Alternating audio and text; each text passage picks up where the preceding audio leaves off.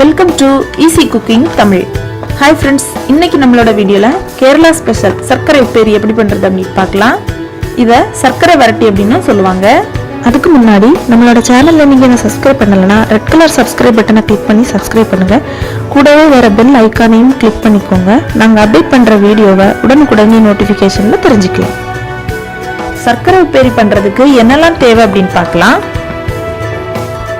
நான் இன்னைக்கு 4 நேந்திரம் வாழைக்காய் எடுத்துருக்கிறேன்.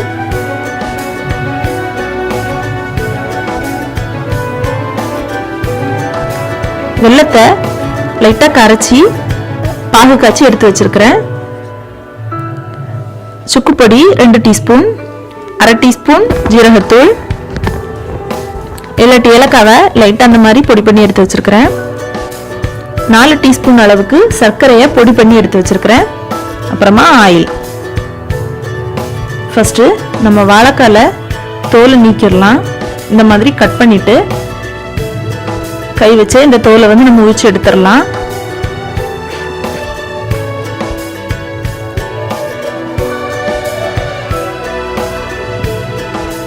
இந்த மாதிரி மெதுவா எடுங்க.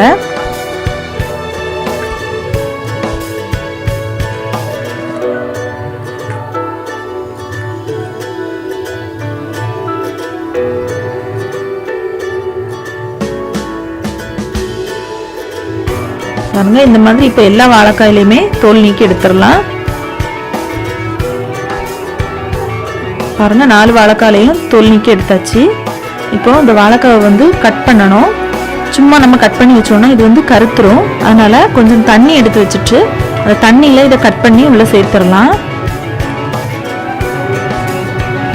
இந்த அளவுக்கு திக்னஸோட இந்த வாழைக்காவை கட் பண்ணி எடுத்துக்கோங்க.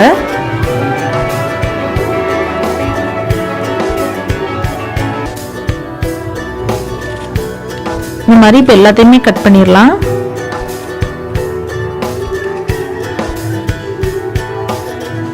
பாருங்க, எல்லாத்தையுமே கட் பண்ணி எடுத்து வச்சிருக்கிறேன். இது தண்ணியிலே இருக்கட்டும்.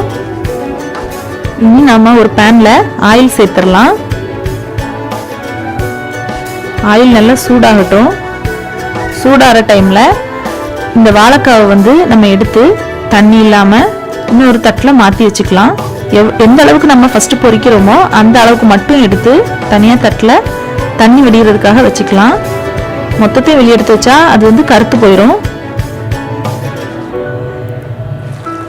தண்ணி வடிஞ்ச பிறகு இந்த மாதிரிப்பட்ட ஆப்பையில எடுத்து உள்ள போடுங்க. கையில எடுத்து போட்டோம்னா எண்ணெய் வந்து கையில தெறிக்கும். ஏன்னா அதுல ஈரம் இருக்கிறதுனால கையில தெறிக்கும். அதனால இந்த மாதிரி கரண்டியிலே நம்ம எடுத்து உள்ள சேர்த்துக்கலாம்.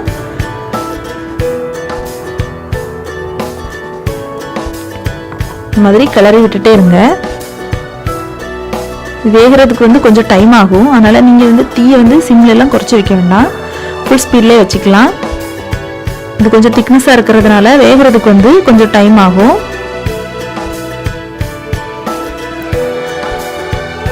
நல்ல முறுமுறுன்னு வெந்து வரணும். அப்பதான் உப்பேரி வந்து சாப்பிடும்போது நல்லா கிறிஸ்பியா சூப்பரா இருக்கும். இந்த மாதிரி எடுத்து போடும்போது நல்ல சத்தம் வரணும். அந்த அளவுக்கு வேகணும். பாருங்க, இப்ப நல்ல சத்தம் வந்திருக்கு. இப்ப நம்ம இதை எடுத்துடலாம். நல்லா வெந்துருச்சு. இது இதே மாதிரி அடுத்து இருந்த வாழைக்காவையும் உள்ள சேர்த்துடலாம்.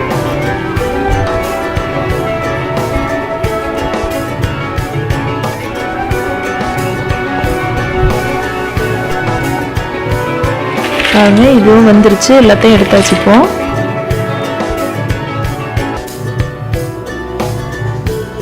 இனி நாம கரைச்சி வச்சிருந்த வெல்லத்தை ஒரு பாத்திரத்துல சேர்த்துடலாம். இது வந்து இதுல வந்து கல் மண்ணெல்லாம் இருக்கும். அதுக்காக தான் நம்ம ஃபர்ஸ்டே இதை கரைச்சி வடிகட்டி எடுத்து வச்சிருந்தோம். இப்போ இதை உள்ள சேர்த்துடலாம். இது கொஞ்சம் அந்த லைட்டா ஒரு ஒற்றை தன்மை வரும். அந்த ஸ்டேஜ் வரைக்கும் இதை கொஞ்சம் காய்ச்சிக்கலாம். பாருங்க, இந்த மாதிரி கலர் மாறி வரும். பாருங்க, கொஞ்சம் ஒற்றை தன்மை வந்திருக்கு. இந்த ஸ்டேஜ்ல நாம பொரிச்சு வச்சிருந்த வாழைக்காய் எல்லாம் உள்ள சேர்த்துடலாம். சேர்த்துட்டு இந்த வெள்ளை கரைசல் வந்து எல்லா இடத்துலயும் நல்லா படுற மாதிரி நல்லா கிளறி விட்டுக்கலாம்.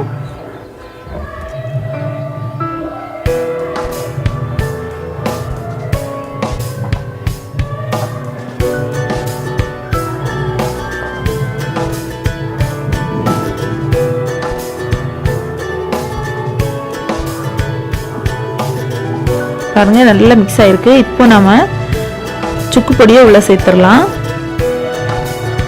கூடவே ஜீரகத்தூள், ஏலக்காய் பொடி பண்ணி வச்சுருந்தோம்ல அதையும் உள்ளே சேர்த்துடலாம். சேர்த்துட்டு சர்க்கரையை பொடி பண்ணி வச்சுருந்தோம்ல அதில் கொஞ்சமாக இப்போ சேர்த்துக்கலாம். ஒரு பாதி அளவு இப்போ சேர்த்துட்டு இதை நல்ல ஒரு வாட்டி கலந்து விட்டுக்கலாம்.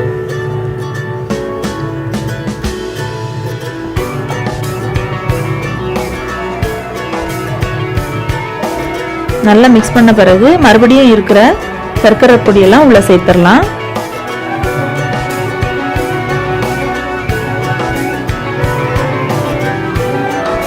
பாருங்க, இப்போ ஒன்னொன்னா இது உதிர்ந்து வந்துடும். நம்ம இந்த மாதிரி சர்க்கரை பொடியெல்லாம் சேர்த்து கிளறும்போது இது ஒன்னொன்னா ஒட்டாம நல்லா உதிர்ந்து வந்துருக்கு. பாருங்க,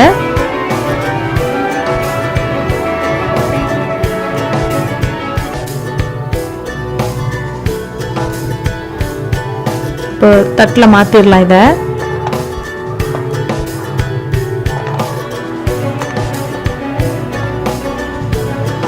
இப்பவுமே இது கொஞ்சம் முறுமுறுப்பாக தான் இருக்கு. இன்னும் இது நல்லா சூடெல்லாம் ஆறுற டைம்ல நல்லா முறுமுறுன்னு இருக்கும்.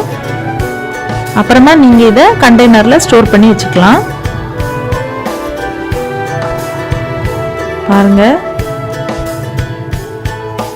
இது கொஞ்சம் ஈரமா இருக்கிறதுனால நமக்கு பார்க்கிறதுக்கு கொஞ்சம் பளபளப்பா இருந்த மாதிரி இருக்குது. பாருங்க, இது உடைக்கும் போது எவ்வளவு அழகா உடைஞ்சு வருது. பாருங்க, இழுக்கவே இல்லை, பிஞ்சு வரவே இல்லை, இது வந்து உடைஞ்சு வருது. இன்னும் இது காஞ்சி இருக்கும்போது இன்னும் டைட் ஆயிரும். நம்ம சாப்பிடும்போது முறுமுறுப்பா இருக்கும். இது சாப்பிட்றதுக்கு ரொம்பவே ஸ்வீட்டாகவும் இருக்கும். நம்ம வாழைக்காவும் வெல்லத்தை யூஸ் பண்ணி நம்ம இதை செஞ்சுருக்கோம். இதில் சுக்குப்பொடியெல்லாம் போட்டிருக்கிறதுனால சாப்பிடும்போது ஃப்ளேவர் சூப்பராக இருக்கும். இது பண்ணுறது ரொம்பவே ஈஸி தான். நீங்களும் இதை வீட்டில் ட்ரை பண்ணி பாருங்கள். இந்த வீடியோ உங்களுக்கு பிடிச்சிருக்கோம் நம்புகிறோம். இந்த வீடியோ உங்களுக்கு பிடிச்சிருந்தா லைக் பண்ணுங்கள். மறக்காமல் இந்த வீடியோ உங்கள் ஃப்ரெண்ட்ஸுக்கு ஷேர் பண்ணுங்கள். எங்களுடைய சேனலை சப்ஸ்கிரைப் பண்ண மறந்துடாதீங்க.